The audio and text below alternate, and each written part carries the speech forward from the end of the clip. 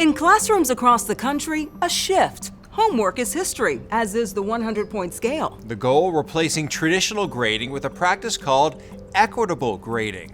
It can be executed differently, but aims to measure how well students understand material without penalties for missing or late work. Joe Feldman, author of the book Grading for Equity, says his organization has partnered with hundreds of schools, districts, and universities nationwide to educate them on the practice. Proponents of the approach say it helps eliminate bias and benefits students who may need support. But critics argue students can take advantage of the system. Reporter Heather Graf has an in-depth look at both sides of the debate, starting with one school that's piloting the practice. Good. So that's our last question in that section. In this Stamford, Connecticut biology class, Sean Otterspore is teaching his students about animals. They walk 1,000 miles. But they won't be getting homework today or any day. We do most of the work in class together in groups, sometimes individually, and then collaborating after the fact. It's part of West Hill High School's effort to incorporate a practice called equitable grading. This goal of being more equitable is trying to find grading that is repeatable, bias resistant, and accurate to what the students know.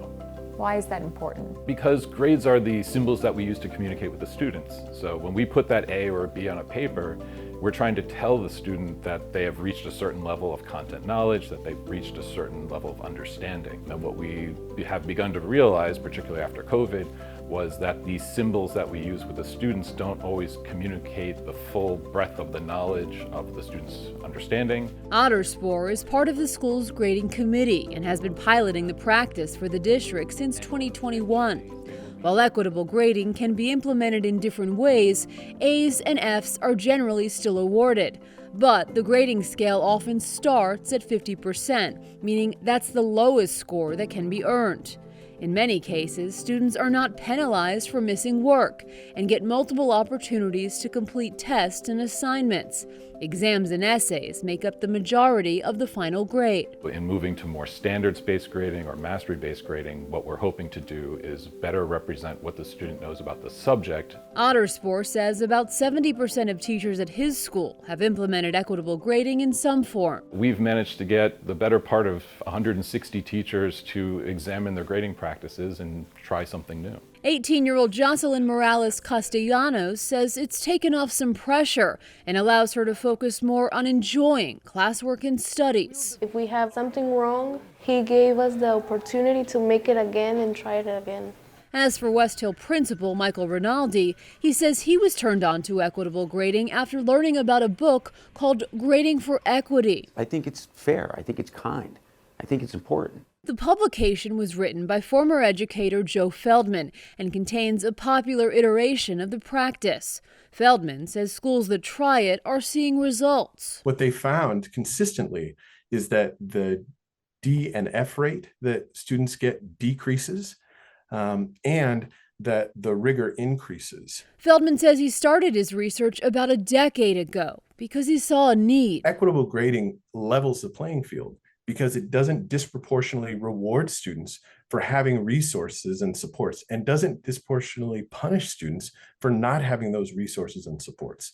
Ultimately, every student is responsible to learn the material regardless of their circumstances. It's just we don't want those circumstances to inflate or deflate grades. In Feldman's 2018 report in favor of the practice, he writes that nearly 2/3 of teachers surveyed believed their changes to grading significantly improved student learning. But not all educators are on board, and some say it can lead to grade inflation. It's just the framed article of my letter to the editor. Suzanne Damali is a mom and former public school teacher in the Baltimore area. What are your thoughts on the practice of equitable grading? I think that there may be very good intent behind the policy, but I think the actual practice has more negative consequences that outweigh that positive intent. She says the district where she once worked adopted a no-zero policy in 2016, which is still encouraged today. If the student didn't turn in work, that zero was replaced by an automatic 50%. So not only, for a student who wasn't doing work, they earned a grade that really they hadn't earned. So as opinions on equitable grading differ, National Education Association President Becky Pringle says there's value in thoughtful conversation around the issue. We are looking at how we can build equitable systems so that the inequities that have been built on race, that have been built on poverty, that have been built on ability, that we are always looking at ways that we can close those gaps. But to her, it extends far beyond grading. When we think about inequities in systems, we can't only think about grading. We can't only think about assessments. We can't only think about even mental health supports. We have to think about all of it together. How is it helpful? Back at West Hill High School, Otterspoor says he will continue to explore the benefits of an updated grading practice. Do you think that equitable grading is the future? I think an examination of grading is the future, and that looking at grades that represent student knowledge has always been the goal. Because he believes children have a right to the best education possible. And just because tradition exists to do grading a certain way doesn't necessarily mean that's the best. That's how we push education forward, by trying new things and listening to feedback. As the conversation continues around equitable grading, research is also being done on traditional grading systems. A 2022 study in the American Journal of Pharmaceutical Education states grading practices should be revised because grades may not always accurately measure learning.